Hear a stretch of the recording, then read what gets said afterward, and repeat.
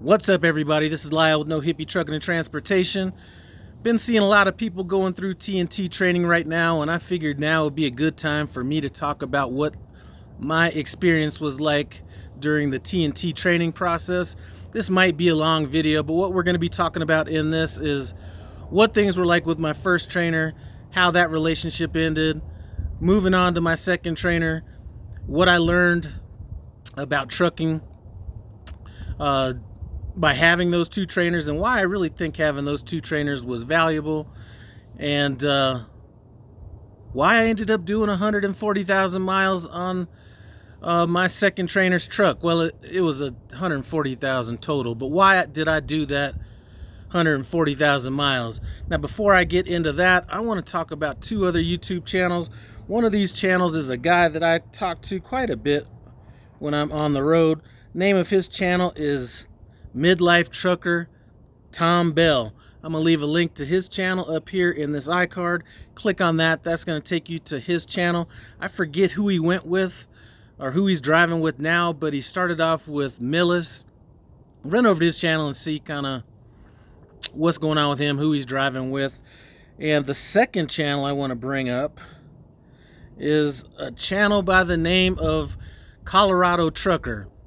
Now, I'd said before that I was going to be kind of mentioning channels of people that I talk to, but listen, this guy, first of all, he's from Colorado, right? Can't, I always got to show that Colorado love, but he's recently upgraded, and I'm telling you, he is going through it.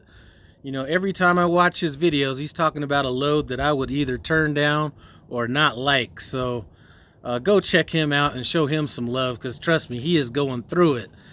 Anyway, I'm going to leave a link to his channel up here in the iCard as well. Click on that.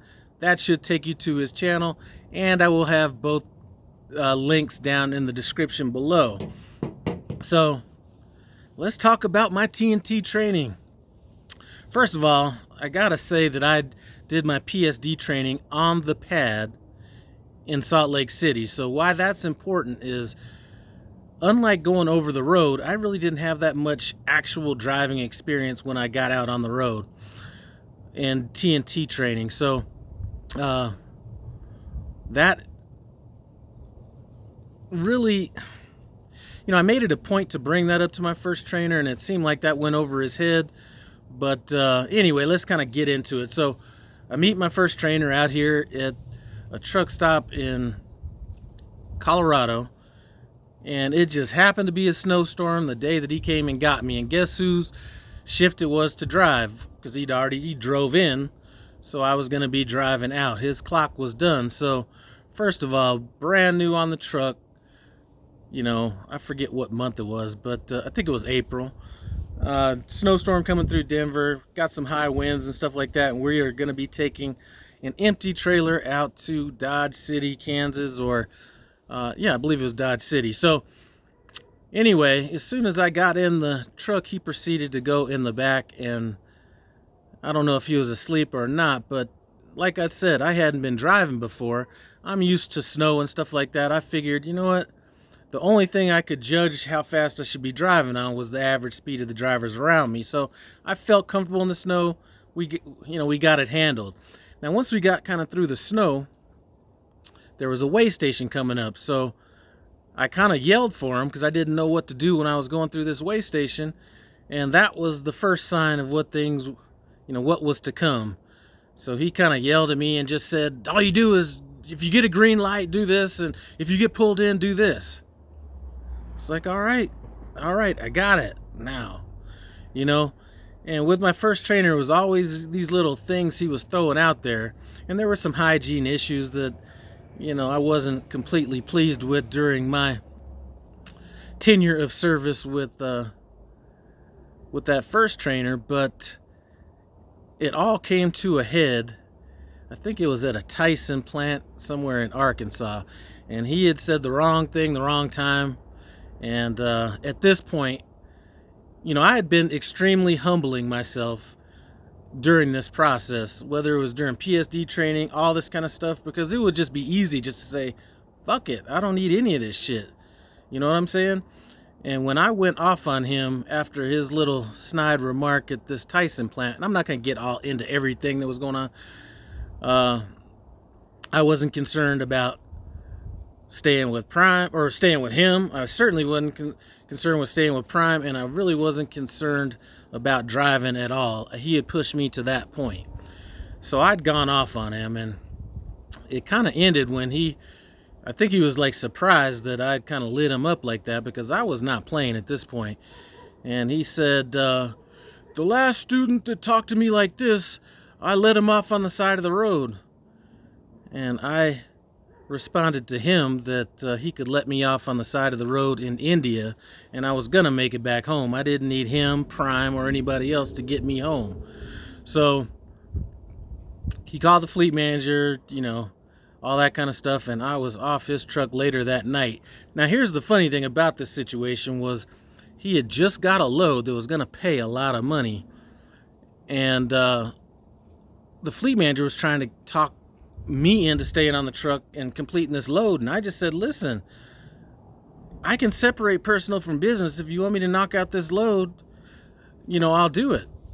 So get off the phone with the fleet manager. I'm talking to my first trainer, and I'm like, you know what, I'm willing to go ahead and run this load if it'll help you out. And I think by me saying help him out, that made him flip out again. You're the one that needs me, I don't need you, all this kind of stuff.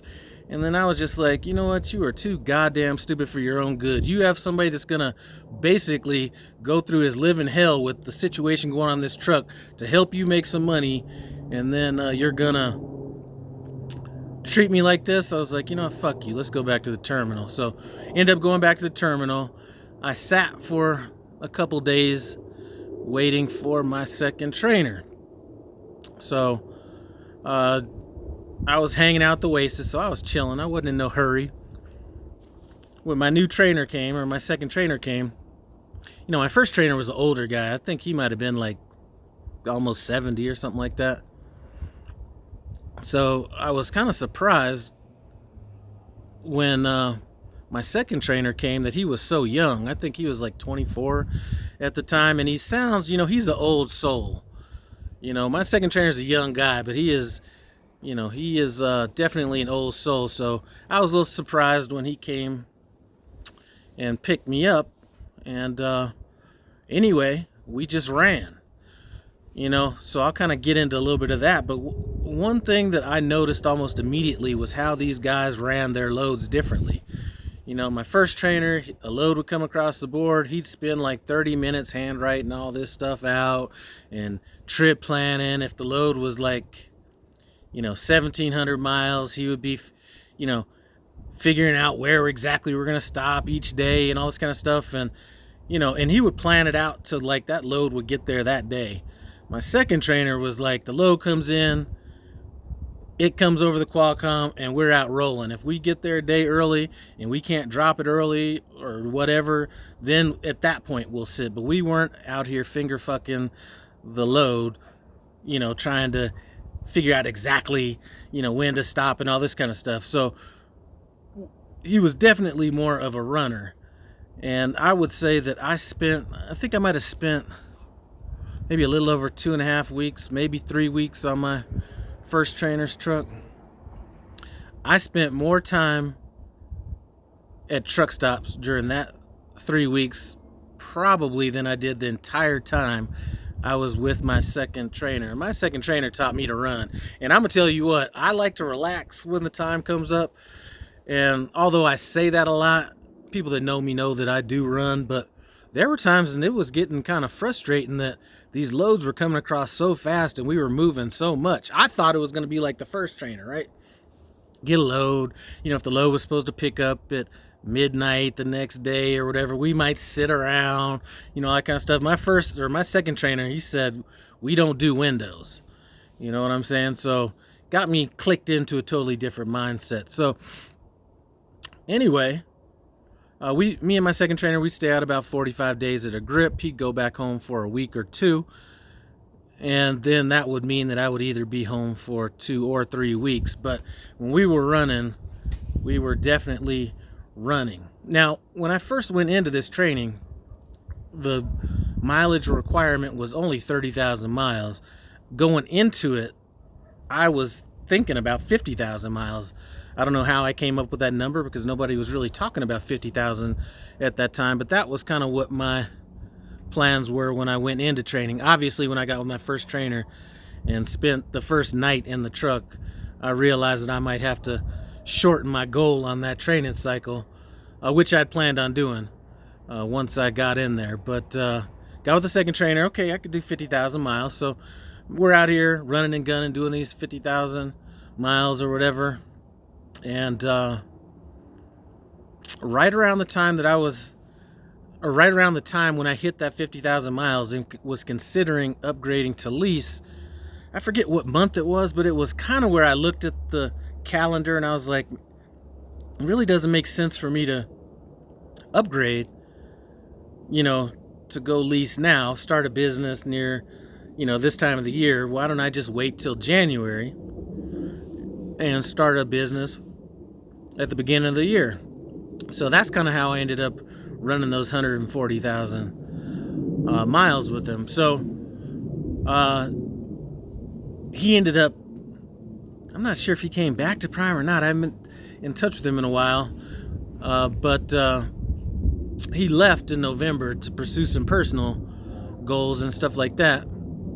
So I ended up having to do that change anyway. Now, if I had it to do over again, I probably would have only done 50,000 miles because at this point I would have been so much further ahead in this lease purchase. So that might have been the reason why I would have done that. But hindsight is always 20/20. But let me tell you what I got out of this. Listen, this is the easiest job in the world. Driving a truck is so easy. But the things that gave me anxiety, especially when I first got out on my own, and even to this day, depending on who the shipper receiver is not knowing the shipper or receiver. So knocking out those 140,000 miles, I got to see like a whole bunch of shippers, receivers. I came out on my own truck right out the bat knowing, do they have overnight parking, even if they say they don't have overnight parking? Are there places that you can kind of hide in the cut near this place? Where there's little honey holes to sit in, while you're waiting to drop off or pick up a load. Those were some valuable miles right there. So in hindsight, even though I say that I probably would have got off in 50,000 miles, I think that extra 100,000 miles actually was extremely valuable in, with how it was valuable to me, in that when I got out on my own truck, I wasn't having major issues with just running my own truck. Now, I just did a previous video to this one where I was talking about things I've learned over the year. I think a lot of people are going to, learn certain things over the course of their first year, and I'm still learning things to this day.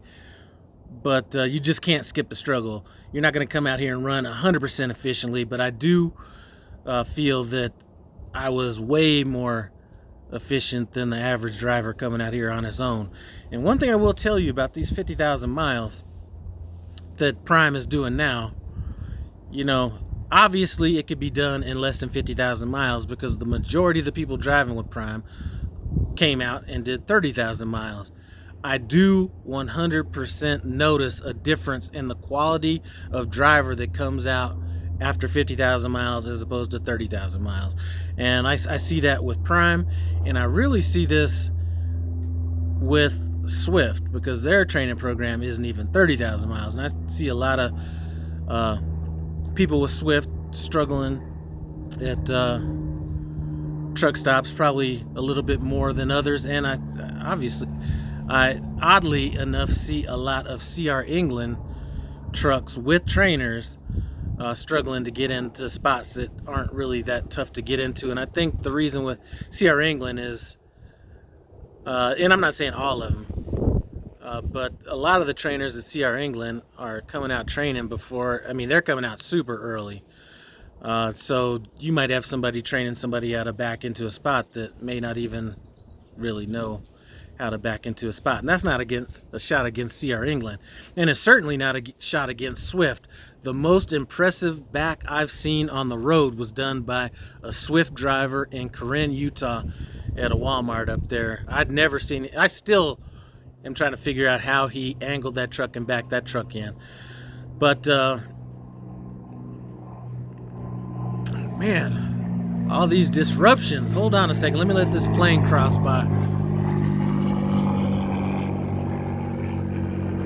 But to kind of talk about my second trainer, and this is, you know, if it was feasible, I would almost suggest that Prime breaks up their training. If they're going to keep it at 50,000 miles, have it 25,000 miles or so with one trainer, 25 miles or so with a different trainer, because each trainer brought different things to the table. Now, in my case, I think that I was able to see how a truck was really supposed to run with my second trainer. And had I not had the first trainer, I wouldn't notice that there might be other people out there running a little bit different. And had I just completed my training with the first trainer, I would have been rudely awakened when I got here on my own and done this. So, you know, when people are talking about the 50,000 miles, you know, one of the things they bring up is staying on the truck with the wrong trainer. Trust me, I know it. I would, you know, there might be people out there that might have had situations that are, well, personality-wise, we just weren't going to click at all anyway, because he, you know, my first trainer was, I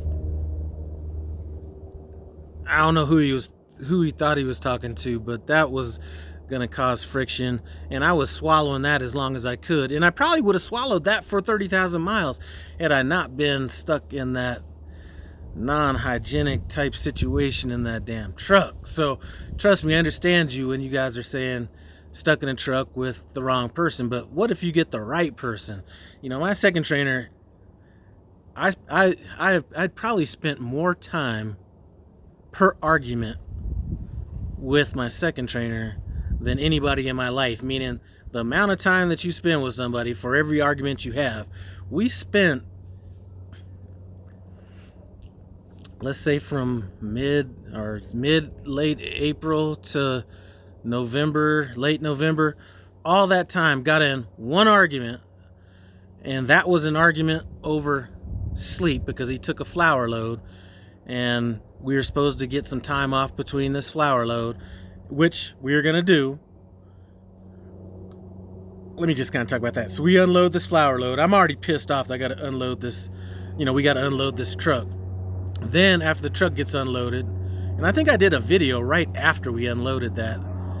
But as soon as we're done unloading it, we get a load that we're going to be picking up like the next day. So we're going to have over 24 hours to sit and kind of recover from this, you know, because on those flour loads, unless you want the stuff to take forever, both you guys are going to be unloading at all these different locations. So we get done unloading the truck, tells me we're picking up this next load the next day or whatever, and so I don't go right to sleep.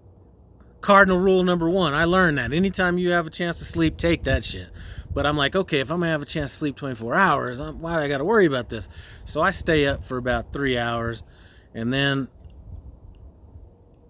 we're about to pull in this truck stop within probably 2 hours after that, and wait till the next day. Well, a repower comes across, and I told him, as soon as I knew what he was talking about, I was like, do not take that load. And one thing I will give my second second trainer is he will not turn down a load.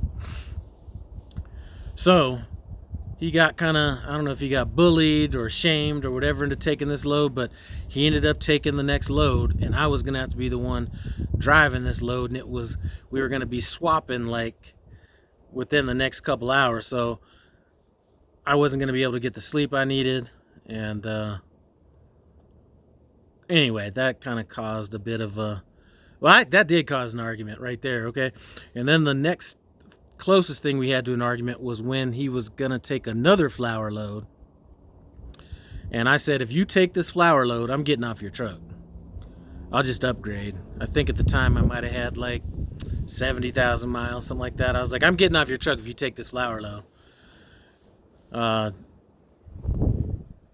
And lucky for both of us, he called the fleet manager, discussed it. It was going to be a no-touch flour load going up to the Oakland Bay area, something like that. So, but I was going to get off his truck. Once I say something, because I told him I'm never doing another flour load. Once I say something, it's a wrap.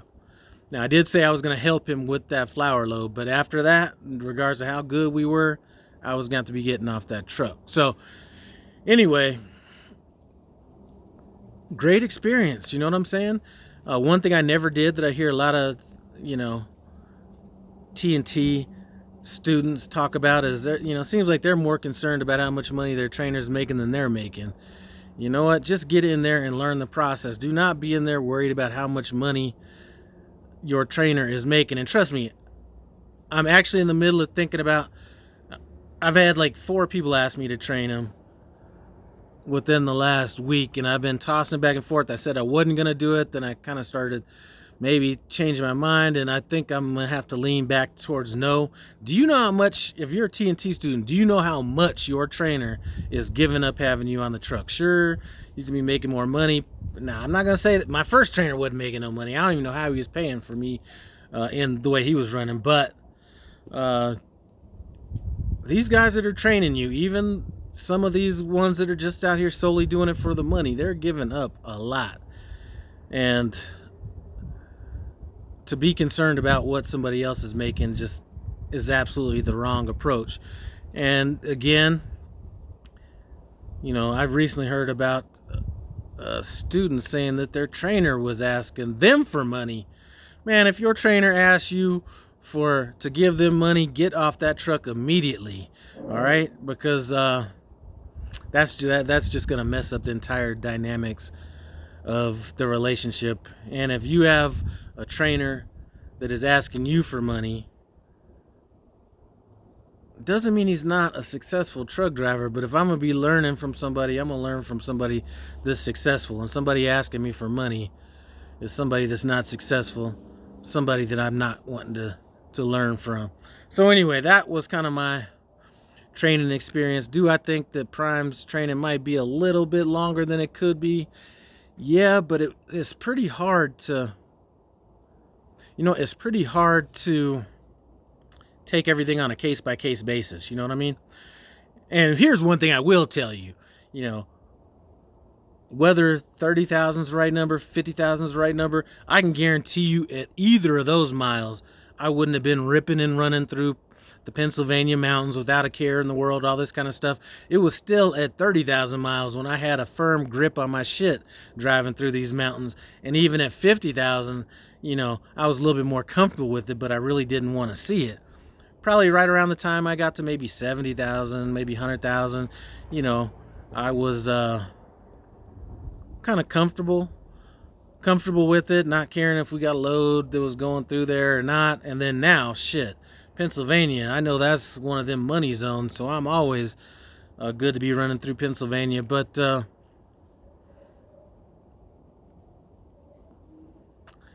here I am, forget my damn point because I've been running at the mouth a little bit too much. But listen, you're always gonna, whether you're driving, whether you're trading 30,000 miles, 50,000 miles, or drove, there's people, me, like I said, I'm still a rookie, but I'm still learning all these little finer nuances to driving now.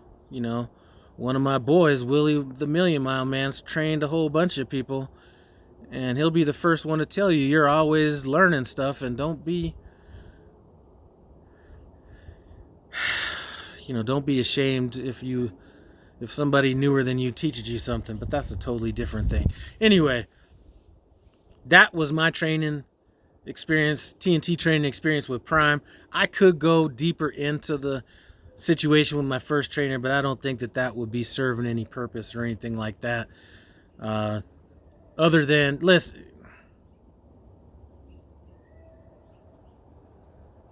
yeah, that wouldn't be serving any purpose. I mean, I did touch on the topic a little bit to kind of let you know what I was dealing with without really getting into it. So anyway, enjoy your TNT training. Get the most you can out of it. You know, not a lot of people are voluntarily staying on their trainer's truck, but listen, if you guys have a good vibe and, you know, the money's not that big of a deal and you can, you know, take that, you know, I don't know what they're paying now, $800 a month or $800 a week, if that would work and you get another 20,000 miles out of it, I think that's a good trade-off on your money right there. Anyway, that is about it.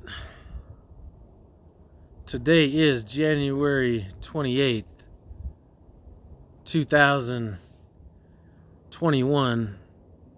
I'm thinking about staying out till February 7th to 10th, which would put me around 3 weeks of home time. So if you're thinking about going lease and you have a lot of people saying you can't go lease because you can't go home, or you can't go home if you don't go lease, as long as you are financially disciplined with your money, you can take off time. And I'll be honest with you, I would probably take off a full month if I wasn't worried about my fleet manager, you know, trying to be rushing me back out or something like that, because I still don't feel fully charged. I think going from teaming to solo for 3, because I teamed and did about a 45-day run the last time I was with my last co-driver, came back for like maybe a week, 11 days, something like that. I think it was 11 days. Then immediately, boom, out for 3 months. So I just don't feel like refreshed. I don't know if those last 2 runs took it out of me or not. But anyway, enough of me whining out here. I'm sounding like, well, I'm not even going to say what I think I'm sounding like, because then I'll have all them guys on me. Anyway, I'd like to thank you guys for stopping by No Hippie Truck and Transportation. I appreciate it. Comment, subscribe, and I'm out.